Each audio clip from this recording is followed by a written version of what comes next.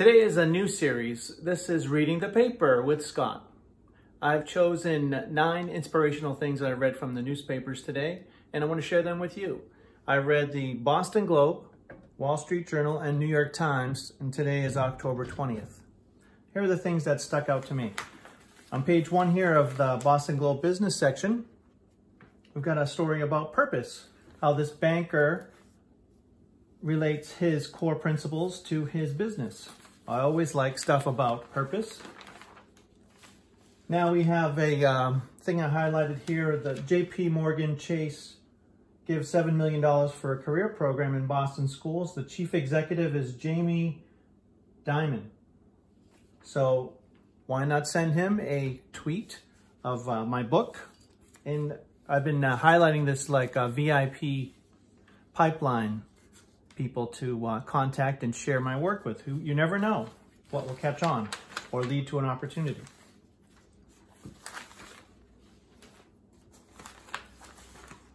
We have an obituary section here with Johnny Bush, who was a country singer who wrote the song Whiskey River that became a Willie Nelson hit. And just a nice article about him and his connection with Willie.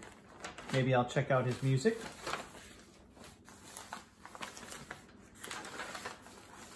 We have an article about coronavirus, which of course could be depressing, but I think there's a different, interesting angle here where this epidemiologist, Dr. Nuzzo, talks about describing the coronavirus as waves is not helpful because the way,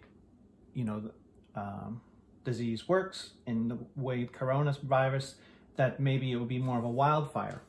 So of course it still sounds depressing, but there's something interesting about that, of looking at something from a totally different new lens that I like. In the Wall Street Journal, I got a reminder to check out the new Bruce Springsteen album. I'm not a huge Bruce Springsteen fan, but for some reason he's kind of been growing on me lately. So here's an article about what if your therapist's tell-all book is about you? And this is just a discussion of the how doctors write about patients and if that's good or bad, because also I have a life coach examples in my book, All the Hats We Wear, where I talk about some fictional clients and how the progress they've made. So that's important to me. Also, we've got an article from the great Admiral McCraven, William McCraven, who was a Navy SEAL Admiral, he's a U.S. Special Operations Command and retired Navy Admiral. And he's talking about leadership, which I always like that. And I like how he talks about what his beliefs are. He's a conservative, but he also has other views too, which might be more liberal. So inspirational there. In the New York Times, I just started reading the New York Times regularly, and I've been really impressed. So many great ideas. So here I've got page 12, and then 24, 25, and 26 of this section that have something flagged. Here's an article about a play, Great Gatsby, and how immersive it is, and how they are very creative about involving the audience, and especially during the COVID times when everyone has social distancing and masks, but they still have been creative in how they're doing it.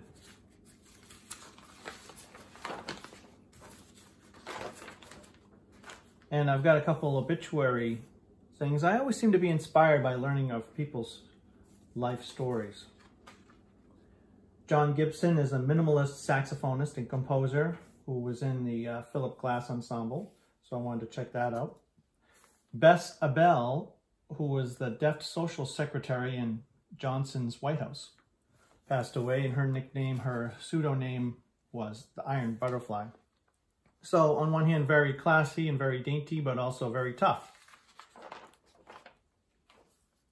Here's an article about free speech called The Encroachment of the Unsayable, and how this author believes that good writing is essential to democracy, and one dies without the others. So that you have to be able to write about these things that are really unpleasant.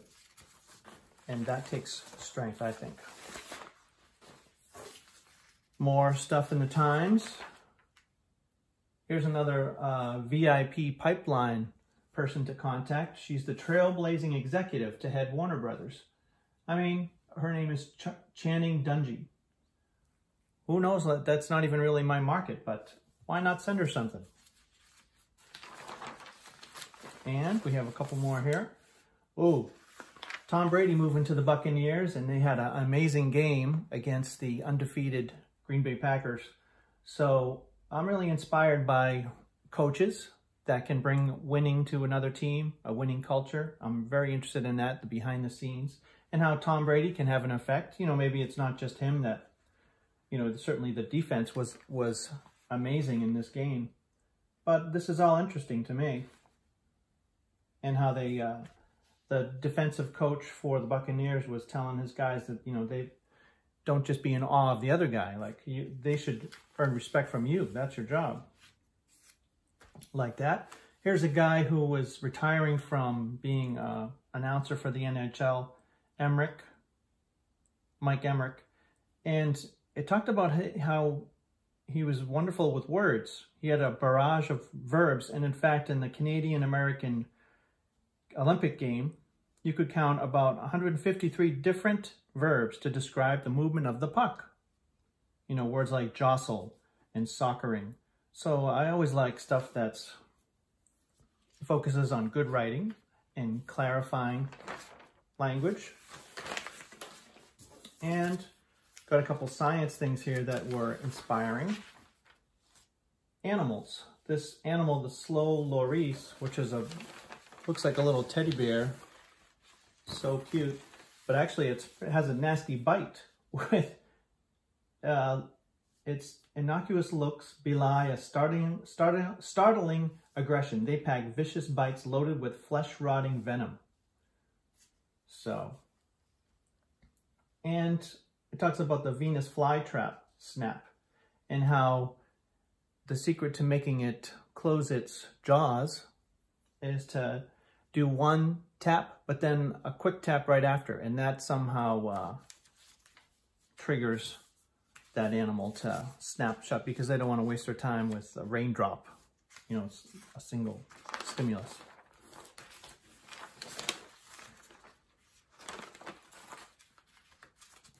And a story about a robot who can hug and all of that goes with it, and then a human test subject was hugging it and the robot wasn't letting go, and the researchers were getting very nervous that you know, she was going to get crushed by this thing, but it turns out that the human just wanted an extra long hug and knew that the robot wouldn't judge her for it.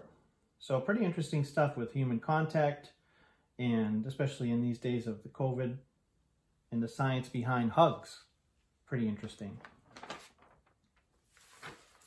So that was the news for October 20th, Tuesday.